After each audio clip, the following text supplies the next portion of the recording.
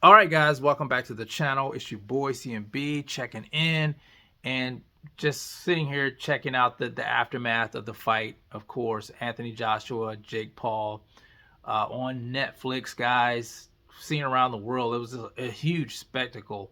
And no surprise, no surprise, Anthony Joshua pulls it off. He stops Jake Paul in round number 6 with a right hand, and he dropped him a few times in round number 5. And it really shouldn't come as a surprise to anyone that AJ won this fight. I mean, AJ's a heavyweight, guys. He's a two-time unified heavyweight champion of the world, and he's stepping into the ring with a novice, a YouTuber, a guy who's 12-1. So, I don't think anyone's surprised by this. I think people just wanted to see Jake Paul get knocked out. And you guys got your wish. You guys got to see Jake Paul get knocked out. As a matter of fact, I think his jaw was broken. He mentioned that in the in-ring interview after the fight that he think Anthony Joshua broke his jaw. Let me say this, because I know there's a lot of skepticism whether or not the fight was real or not. And I'm still not quite sure, but let's just say the fight was real.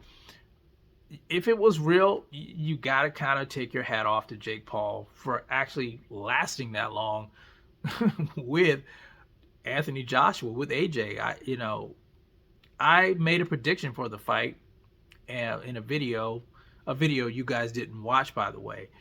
I said that Anthony Joshua would get him out of there in round number 3, and that was based on what I saw him do to Francis Ngannou, stopping Ngannou in round number 2, just folding him like a lawn chair. And I figured, Jake Paul would have seen that and said, we got to come up with a good game plan. And the game plan would probably be a lot more moving around the ring.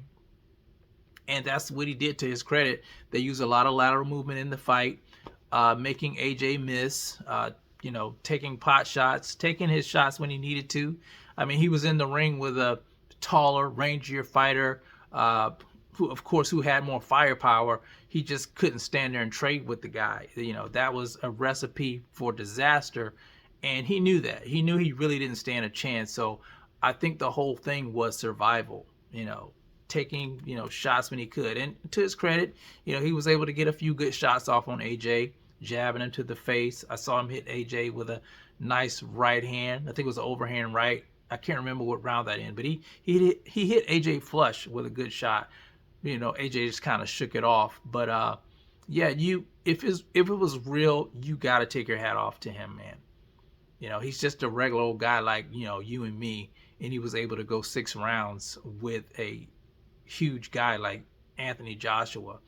And let me say this, I'm a little bit disappointed that Anthony Joshua didn't cut the ring off and get him out of there sooner, because I just didn't want a stain to be left on the sport of boxing, guys. Could you imagine if Anthony Joshua went the distance with Jake Paul? How horrible that would look for the sport of boxing. It just would not be a good look for boxing, and it would not be a good look for AJ's legacy. I know AJ says he doesn't care about legacy, but you hear a lot of fighters say that, and I don't believe that. I don't believe that. Sometimes I just think that's an excuse. But yeah, it wouldn't have looked good.